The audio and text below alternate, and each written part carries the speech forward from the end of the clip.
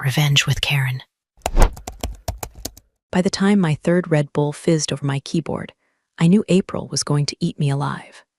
The servers were already wheezing from pre-deadline traffic. The IRS had just pushed another stealth update to the 1099 pipeline, and I was patching legacy code that hadn't been touched since the Obama administration. My left eye twitched. My right hand hovered over a line of logic so fragile, one misplaced semicolon could tank filings from here to Kansas. And not a soul in that damn building had a clue. That's the thing about being the invisible backbone. You get real good at saving lives quietly while everyone else is busy clapping for Kyle's new TikTok, where he reinvents tax season in a leather jacket. I'm not exaggerating.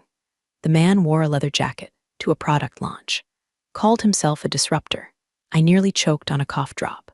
For 8 years, kept Ledger Sync's entire tax system upright with duct tape, dead languages, and divine rage. I built redundancy into places no one asked for and patched third-party APIs with bedtime prayers. But nobody noticed. Nobody asked. Not until the partner, our founder, Gregory Langston, a man who once thanked me with an Arby's gift card for holding back the digital floodgates, announced his retirement. That's when the tide shifted. Enter Kyle Langston, 28, MBA from somewhere with a drone-shot campus. Hair always styled like he just walked out of a car commercial. Wore no socks with his loafers. Said words like synergy and emotional architecture without flinching. Called himself a strategic visionary. I called him a golden retriever with a LinkedIn addiction. His first day, Kyle strolled into the server room, took one look at the humming racks and said, "Whoa, so this is where the magic happens." He tried to fist bump me. I just blinked. He named his internal comms initiative Operations Smile Stack. Said we were too code-heavy and not human-facing enough. He wanted warmth. He wanted relatability. He wanted brand cohesion. What he got was a tax firm quietly held together by a 41-year-old woman with a caffeine tremor, no filter, and exactly one pair of work slacks. What he didn't want, me.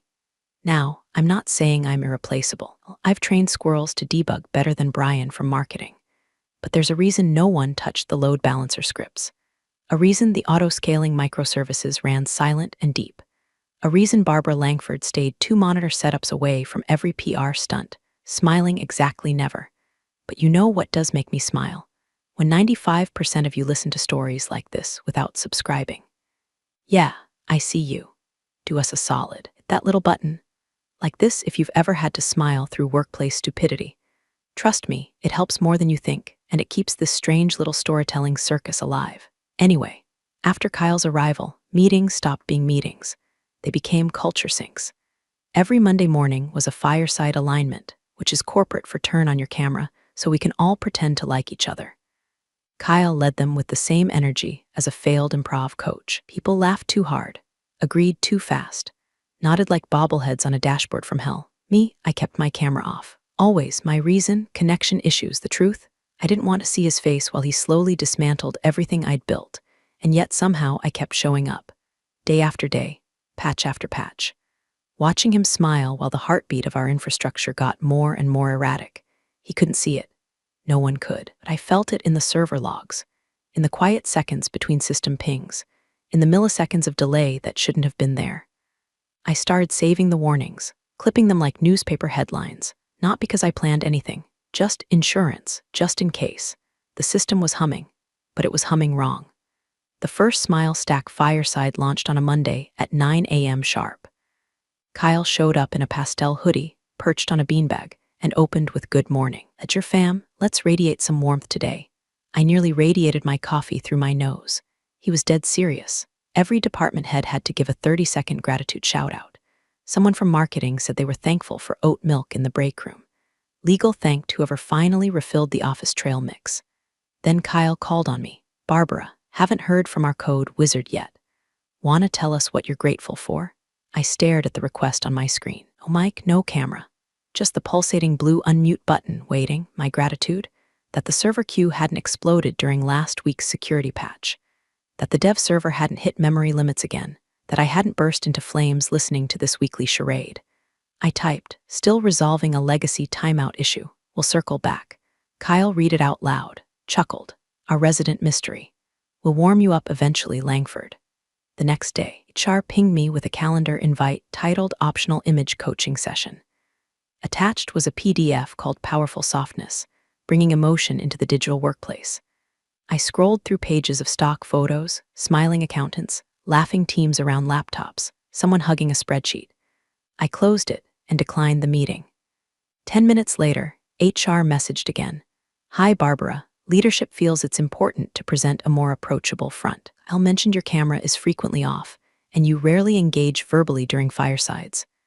Could we talk? No, we could not talk. Instead, I opened my Notepad app and typed, May 3 HR request for image coaching. First direct pressure to perform warmth. I timestamped it, saved it. That was the start. At the next fireside, Kyle cracked a joke during a product update. We're not robots. Well, most of us. He looked dead at the camera, grinning. Brady Bunch Square's on-screen laughed. Brian from marketing snorted orange soda. My box remained blank. May 10 robot joke, public jab. Brian snorted. My notes grew longer each week. Nothing dramatic, just little chips at the rock. One fun jab here, one friendly suggestion there. But it added up. People started tagging me in group chats asking if I was okay. One even offered me a vibe crystal, responded with a link to a server optimization article and a thumbs-up emoji. The messages stopped. They never cared when I saved the April 15 servers from melting down under 3 million concurrent users. Never asked how the self-healing DNS patch worked. Never once questioned how our gateway delay dropped by 12% last year, except Kyle, who asked if it could be rebranded as Latency Light. May 17 rebrand request for latency reduction. Said it sounds more user-friendly. User-friendly, like my face, apparently. At this point, the infrastructure stack was humming smoother than it had in years, thanks to quiet midnight patches and a few undocumented backdoors I'd slipped in for maintenance. Kyle didn't know about any of it. He only saw his vision board and the mirror. And every time I failed to perform joy, I was marked. The real kicker came during a Q2 all hands. Kyle showed off a new Ledger Sync marketing video, all slow pans and animated graphs. Then came the team collage, smiling faces, thumbs up, laughter. My box was grayed out, my name at the bottom. Kyle paused. See that? That's what we're changing. No more grayed out ghosts. We need warmth, not robotic code monkeys. Everyone laughed again, even Susan from payroll. I didn't blame them. It's easier to laugh when someone else is the punchline. Safer, too. June 1 robotic code monkey. Direct quote. Laughter logged. That night, I didn't go home. I stayed in the server room, lights dimmed, noise-canceling headphones on, reviewing the fallback triggers in the Heartbeat Manager. Not for revenge, not yet, just clarity. I traced through the protocol Kyle would never touch, buried under 6 layers of ignored documentation. Then I opened my notes. At the top, I typed a new line. If they don't want a ghost, shouldn't build on haunted code. It was a Thursday. I remember because the coffee tasted like wet drywall and someone in IT was blasting Eye of the Tiger through the shared Bluetooth speaker again. I had just finished reviewing logs from the autoscaler. Load variance was holding steady, but one heartbeat node in the Atlanta zone was blinking slower than it should have been, like a warning from a tired ghost. Then the calendar pinged. Subject, quick sync with Kyle 10 Min's location. Executive Suite 3 attendees. Kyle Langston, Barbara Langford, no agenda. No prep notes. No one from HR, just me and Kyle. I walked in already knowing. Kyle sat at the table, his laptop open but ignored, fingers steepled like he was preparing for a TED talk. Behind him, a whiteboard read, Authenticity plus innovation equals loyalty in red expo marker, underlined 3 times. Hey, Barbara, he said too brightly. Take a seat. I didn't. He cleared his throat. So, we've been evaluating how to best position Ledger Sync for its next phase. With the app launch and our upcoming funding round, we're pivoting toward a more relational tech ethos. I blinked. You're firing me. He winced like I'd farted at a baptism. No, I wouldn't use that word. Think of this more as recalibrating roles. We're moving in a new direction. Which direction would that be? I asked. Away from working infrastructure. He laughed a little too loud. You always were a straight shooter. Look, it's not about your performance. It's your brand, your energy. We need leaders who inspire. I stared at him. I write critical back-end logic, not Instagram captions. Exactly, he said, like I'd proven his point. And we've got a great opportunity for you to land softly. 2 weeks of paid transition, plus a severance. Tapped the folder on the table like he was offering me a birthday card. I didn't touch it. Transition what? I asked. The system, he said, your processes, workflows, all that back-end brilliance. We'd love for you to hand that off before you go. To whom? Kyle beamed. Brian, you know Brian, he's been killing it in marketing. Just wrapped up his master's in digital marketing with a blockchain elective. I stared at him for a full 10 seconds, letting the idiocy simmer. Brian repeated. He nodded like a golden retriever who'd learned to high-five. I leaned forward. You want me to transfer back-end operational knowledge, emergency protocols, heartbeat management, cloud-side redundancy handling, and the entire self-healing core stack to Brian, who once asked me if Node.js was a Marvel character. Kyle's smile twitched. He's a fast learner. Then he can learn the hard way. He blinked. Excuse me, I decline, I said. I won't be training Brian. I won't be transitioning anything. He puffed up like a frat bro with a mic. Barbara, don't make this difficult. You already did, I said, when you decided the smile on your LinkedIn mattered more than the woman keeping your code from collapsing. The room went quiet. Then he picked up the folder and slid it back across the table. In that case, he said, voice now flat, we're going to go ahead and make this effective immediately. No thank you. No goodbye. Just click like hanging up on a call. A clean cut. Easier that way, I suppose. I stood there a moment longer, letting the silence settle. No panic, no protest, just stillness, like when the last echo in a canyon fades and the air forgets it ever carried sound. Then I walked out, past his receptionist who avoided eye contact, past the cheerful poster on the wall that said teamwork is our superpower, down the corridor that still smelled faintly of burnt popcorn and betrayal. I didn't pack my desk. I didn't say goodbye. I didn't so much as log out. Because what Kyle never understood, what none of them understood, was that I had already offloaded everything that mattered. Not onto Brian, not onto their shiny new cloud dashboard, but onto a system designed with one unspoken assumption. Someday, they'd be this stupid. The house was silent when I stepped inside, just the low hum of the fridge and the faint crackle of my joints as I kicked off my boots. No farewell cake, no awkward hugs, no branded stress ball in a farewell baggie. Just termination papers and a folder of lies. I didn't bother turning on the lights. I walked straight to the kitchen, poured myself a glass of something strong, then sat at the old oak table where I'd debugged half their infrastructure on nights Kyle was busy filming slow-motion coffee pours for LinkedIn. And I opened my private laptop, not the work-issued one they were probably wiping as we spoke. No, this one was mine. Black sticker over the camera. Password long enough to make Fort Knox weep. It booted into a terminal before the OS had time to breathe. I pulled up the logs, not their logs. Mine. The shadow mirror I'd kept sinking through an encrypted relay, tucked so deep in the stack you'd have to lose your job, your sanity, and your pride to even know where to look, which conveniently I had. The heartbeat was weakening. I stared at the timestamp. Atlanta zone, slow to ping. West Coast node, 3 ms variance outside tolerance. Beacon Delta wasn't just drifting, it was limping. Like a dying animal crawling behind a bush so no one would see it die. I leaned back, swirling the ice in my glass, and let the memory come. 2 years ago, we'd pushed a core update to the queue scheduler. Bad call. Logic clashed with the IRS delay buffer. And for 3 hours, our returns started time looping, duplicates, triplicates, some clients showing refunds for 2023 and 1927. It was almost biblical. That night, I stayed until sunrise. Coffee, code, chaos. No one else touched the back end. I built a patch, but I didn't just fix it. I buried a failsafe inside it. Something elegant, something quiet. A self-healing ghost protocol monitored the heartbeat delay between 3 anchor servers and cross-checked their pulse. If latency exceeded 1.5 seconds on all 3 in a 60-second window, it tripped a rollback and spun up a shadow environment. Seamless failover. Undocumented. Mine. Only one problem. If it failed to trip correctly, if the latency climbed too fast, or the triggers got bypassed by a clueless intern playing traffic cop, the buffer would clog like a blocked artery. 30 minutes. That's all it would take. 30 minutes before system-wide lockout. 30 minutes before 3 million users trying to file last-minute taxes hit a digital wall, all because Kyle wanted latency light branding and Brian thought AWS regions were coffee sizes. And now, I watched the variance chart blink amber. It wasn't panic. It wasn't fear. It was certainty. The kind that doesn't scream or flinch. The kind that just waits, because I knew exactly what came next. The cracks would start small, an alert here, a delay there. Someone would blame bandwidth or browser extensions. A dev would get blamed. A contractor would get scapegoated. And the failsafe, it would try to do its job. It would want to save them. but without me manually initiating the rollback trigger, it would stall, hang in limbo. Just like the meeting where Kyle told me I was too robotic. Ironic, really. Fired the one person who knew how to whisper to ghosts. I closed the laptop.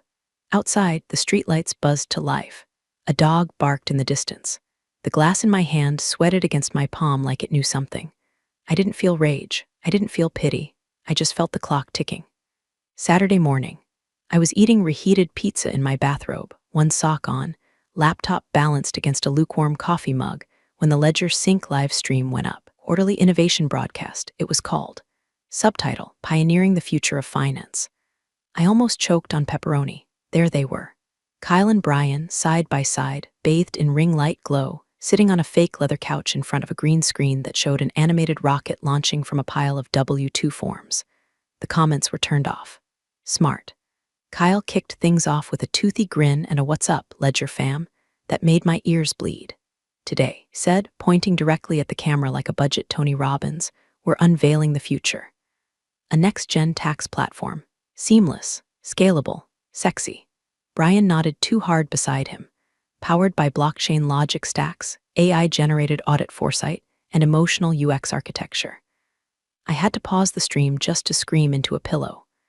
When I resumed, they were flipping through a slide deck made entirely of stock images and buzzwords. No architecture maps. No database diagrams. Just a photo of someone skydiving next to the words, "Leap into simplicity." Then it happened. Behind Brian in the corner of the screen, barely visible above his shoulder, I saw it. A flicker. A small red banner, terminal window. Timeout exceeded beacon delta at root. It blinked for 3 full seconds before disappearing behind a pop-up ad for their mobile app. Brian didn't notice. Kyle didn't blink. They kept smiling, kept talking. I didn't. I rewound, froze the frame, zoomed in. Timeout exceeded. That meant latency at node 3 had passed the 2.1 second threshold. The heartbeat variance had officially hit phase 1, and they were laughing. Folks, Kyle said, holding up a prop iPad, our platform is so intuitive, even my dad figured out how to file on it. That got a laugh from the crew off camera. One of those fake, too loud sitcom chuckles. Kyle beamed. Brian clapped his hands like a toddler who just found the cookie jar. Meanwhile, in the Slack channels I still had ghost access to, don't ask how, I watched the quiet panic begin. A junior backend dev posted, "Anyone else seeing DNS loopbacks? Or is my VPN borked?" No reply. 10 minutes later, load Bally TLQ is holding 40K plus in pending. Is this normal? Brian replied with a thumbs up emoji. Came an email from an engineer I'd worked with years ago, a guy named Malik. Subject line, weird beacon lag, your thoughts? I didn't open it. Instead, I alt-tabbed to the heartbeat logs. Node 1, 1.6 is node 2, 1.9's node 3, 2.1's not fatal. Not yet, but close enough to smell the smoke curling under the server room door. The stream ended with a slow-motion clip of Kyle clapping while confetti fell. Ryan yelled something about democratizing tax wisdom. Then they hugged. I shut the tab. Back in the Slack mirror, a lone message stood unread. Anyone know what fail state at Pulse 0 means? Found it in the rollback handler. Can't find the doc, I could have answered. I could have told them it means the failsafe's about to stall. That the ghost is trying to kick, but there's no one left to breathe life into it. Instead, I rechecked the clock. Server load climbing. Delay variance trending up. User logins spiking as the pre-deadline weekend rush kicked in. I took another bite of pizza. Funny thing about ghosts, they don't scream, they don't beg, they just wait, silent, watchful, patient, like me, and the ghost I left behind, it was almost awake. Sunday night, 11:42 p.m., EST, the quiet hours before the storm. Most folks were tucking in, dreaming about deductions and direct deposits. But over at Ledger Sync, cracks were beginning to hiss like steam through a pinhole in a pressure pipe. It started with the phone lines. Hi, the system says return incomplete after I click submit. Did I do something wrong? Support scripts weren't built for this. The reps fumbled through Tier 1 flowcharts. Clear cache. Try Chrome. Log out. Log back in. If that didn't work, escalate. By midnight, escalation tickets were piling up like abandoned carts at a closing Walmart. The problem wasn't just isolated to one browser, one form, one user. It was systemic, random, global, and getting worse by the hour. Inside the call center Slack thread, the mood shifted from confused to chaotic. One rep posted, seeing 17 cases in the last hour, all return incomplete. Anyone know what beacon fail is? No reply. Then Kyle entered the chat. Literally.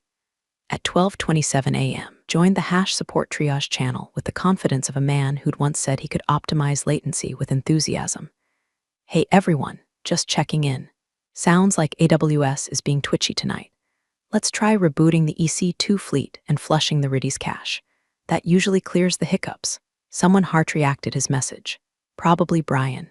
And just like that, the spotlight swung away from the real issue. No one looked at the core logic. No one dared open the heartbeat manager. They flushed the front-end cache like it was a magic spell, restarted the fleet, wiped the CDN, said a prayer. Still, the error persisted. Meanwhile, somewhere out there, a junior engineer named Throwaway Dev 928 opened Reddit and wrote, "Serious help PLS. Backend at my company throwing beacon fail at root in logs. What is this? Can't find any documentation and our senior dev got laid off 2 weeks ago. Deadline traffic's insane. CEO says it's AWS. I don't think it is. Anyone know what this means?" 3 hours later, the thread was full of guesses. Caching error, malformed cron, bad dependency tree, nobody got close.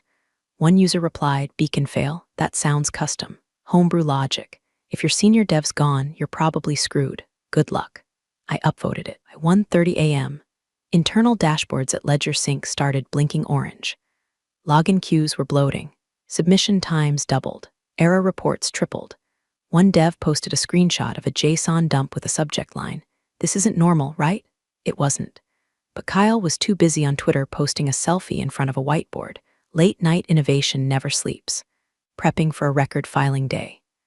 Hash hustle culture, hashtags tech hash grindset. His phone was probably vibrating itself off the desk. But his teeth were still showing in that grin, like nothing could touch him. Then came the DM, "Malik D, tell me you're watching this." I didn't type right away. I just sat there, fingers hovering over the keys, watching Beacon Delta pulse like a dying star. Then I replied, 30 minutes, that's all, because Malik knew what I meant. He'd been there when the Ghost protocol was born. He knew the heartbeat wasn't just code, it was a fuse, and now it was hissing, burning down, pulling everything toward the edge. Back on Slack, Brian was suggesting they try rolling back the CSS framework. Someone else was blaming daylight saving time for timestamp errors. Kyle, ever the innovator, posted, "Can we use ChatGPT to fix this?" I closed the window, not in anger, not even disbelief, just focus, because the system was entering phase 2. Beacon fail wasn't just an alert, it was the sound of the ground cracking beneath their feet. April 15, noon Eastern. The battlefield was digital, but the bloodbath was very, very real. 3 million users. Give or take 100,000 impatient freelancers, married joint filers, gig workers with a crypto side hustle, and at least one divorced dentist in Des Moines panicking about backdated write-offs. They were all clicking submit. Right. Now. And Ledger Sync was wheezing like a fat man in a sauna. First came the lag. Innocent, deceptive. A little spinning wheel here, a brief please wait banner there. Then the queue stopped moving. Backend servers hit 93% load across all zones. Memory spikes. Latency spread like a rash. Beacon Delta blinked red. The Ghost was fully awake now. It tried, God bless it, to engage the fallback spooler. But the manual reset hadn't been triggered. The signal bounced like a rubber bullet off an empty room, and the return errors began. First in drips, then in buckets. Error code 450, return incomplete, try again later. Error code 500, gateway timeout. Error code 702, file not found, beacon protocol undefined. Twitter noticed, clients noticed. CNBC noticed. Screenshots flooded in from every corner of the country. Moms in Ohio. Tech bros in Austin. Grandpas in Vermont, all with the same caption. What the hell is Ledger Sync doing? Inside the office, chaos bloomed. Kyle stood in the center of the operations floor, yelling into his iPhone like volume could solve code. His hair, usually slicked back like a toothpaste commercial, was now flopping forward in sweaty clumps. He shouted for the CTO, then for Brian, then for anyone who knows what beacon root is. No one answered. The IT lead tried to explain the traffic thresholds. Al told him to shut up and just reboot the whole cluster. When that failed, he unplugged a monitor and screamed at an intern to roll back the logs. That's when it happened, the Slack leak. Screenshots surfaced on Twitter from inside Ledger Sync's hash incident response channel. One, in all caps, read, "Who disabled redundancy? Another, seconds later, who even built this thing? And then, like divine punctuation, where the hell is Rebecca Langford? They were hunting ghosts now. A dev named Jordan tried to override the beacon fail triggers. He typed furiously, then stopped cold. Command denied, manual reset required. He messaged Kyle, we can't roll back the failsafe. It's locked behind an admin key we don't have access to. Kyle's reply was a single skull emoji. The press started calling. Class action lawyers were sniffing blood. Users were demanding copies of their incomplete returns. Tax advisors were melting down. Ryan tried to run a live apology video, but the feed crashed mid-sentence. The comment section was a riot. Kyle retreated to his office. There, in his glass fishbowl, he called my number twice. I watched the call pop up on my screen as I ate cereal from the box in my pajamas. Then Slack lit up again. Malik messaged, they're trying to break beacon root manually. They just ran a brute force script. I replied, it won't work. It's heartbeat gated. Sent one final message, they're offering money now. Kyle's desperate, you should see his face. But I didn't need to, because I already knew that expression. It wasn't fear, it was realization. The exact moment someone understands they've built their empire on a fault line. And now the quake had come. By 12:43 p.m., the first call came in, unknown number, straight to voicemail. Then a text from HR, hi Barbara, hope you're well. Quick question about beacon fail? Just wondering if you could hop on a call real quick. I didn't answer. My phone buzzed again. This time it was the CIO, Mark. We hadn't spoken in months. He used to compliment my stoic efficiency right before siding with Kyle on every idiotic redesign he proposed. His message was brief. Need urgent clarification beacon protocol. Critical failure cascade in progress. Please call ASAP. Muted my phone and took another sip of chamomile tea. They still didn't get it. This wasn't a bug, it was a boundary. The kind you build after 8 years of being invisible, laughed at, coached for not smiling. The kind that only activates when every single thread of patience has been incinerated.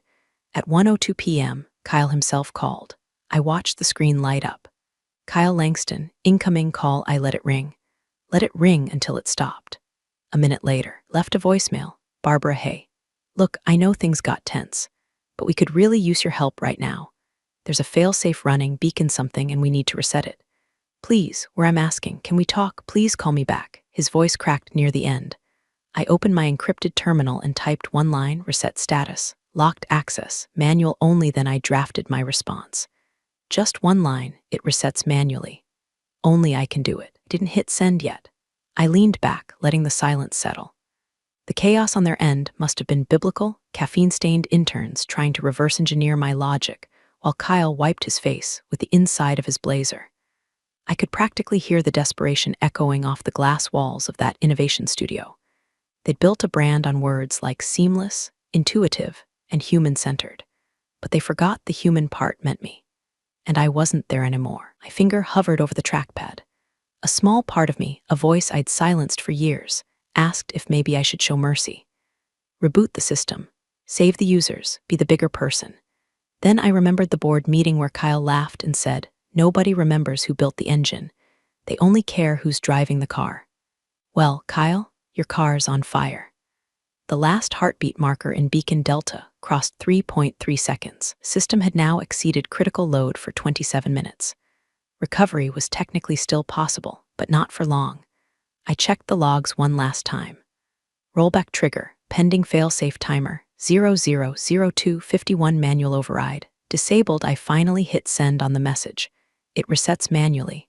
Only I can do it. That was all they'd get from me. No bargaining, no apology. Just the truth they'd chosen to ignore. I set my phone down, opened the window to let in the spring air, and watched the clouds drift over the quiet street below. I didn't need to witness the collapse, because I'd already lived it. Now it was their turn. April 15th, 3:04 p.m. The first Chiron hit CNBC like a funeral bell. Legisync faces record system collapse on tax day, millions unable to file a suited anchor, squinting with theatrical concern. Read from the teleprompter. This afternoon, LedgerSync LLP, a major provider of tax filing software, experienced a catastrophic system failure impacting an estimated 3 million users. Filers across the country report critical submission errors, with widespread outages still ongoing. They cut to a blurry clip from inside the LedgerSync offices, Someone had leaked phone footage. Kyle Langston, collar soaked with sweat, barking into a headset, flanked by two paralegals and a visibly panicked PR rep. Then came the real kill shot, breaking. Legisync CEO Langston to step down amid growing backlash below it. A second banner scrolled. Class action lawsuit in development $125M in potential penalties. I muted the TV. Not out of satisfaction. Just stillness. The kind that settles into your bones after a war you didn't start, but damn sure finished. I opened my laptop, not the old one, not the ghost server mirror, but a brand new system. Sleek, clean, unburdened, on the screen, a dashboard glowing green. Uptime 100%, submissions climbing, error rate near zero. The logo in the corner was subtle. Soft tones, clean typography. The company name, not important. But the silent partner, that was me. 2 months ago, Kyle was ordering branded ring lights and recording authentic leadership reels. I'd taken a quiet meeting with an upstart competitor. They weren't flashy. No influencers. Just engineers who actually read the code. When they asked what I'd need to come on board, I said freedom and root access. They gave me both. Now, their platform was surging. New user signups were tripling by the hour. And their CTO, old dev friend of mine who once brought me ginger ale during an all-nighter, sent me a simple message. We just crossed 800K returns filed. No errors. Thank you. I didn't reply, didn't need to. My phone buzzed again, this time not a cry for help. A message from a former colleague. Amy, from QA. She'd always been decent. Too quiet to speak up during meetings. She'd bring me tea during reviews and slip post-its on my monitor that said things like, "You saved us again." Her message just said, "Why didn't you warn us?" I stared at the blinking cursor for a long while. The answer wasn't cruel, it was true, so I typed, because they didn't want me to smile. So I waited until I had a reason. Then I did smile. Not because Kyle fell, not because they begged, but because I remembered who I was. And I remembered that ghosts don't ask for permission. They haunt. And when they're done, they build something better. Appreciate you sticking around, you wise old rebels. Smash that subscribe button, or this fossil might just cause another epic fiasco.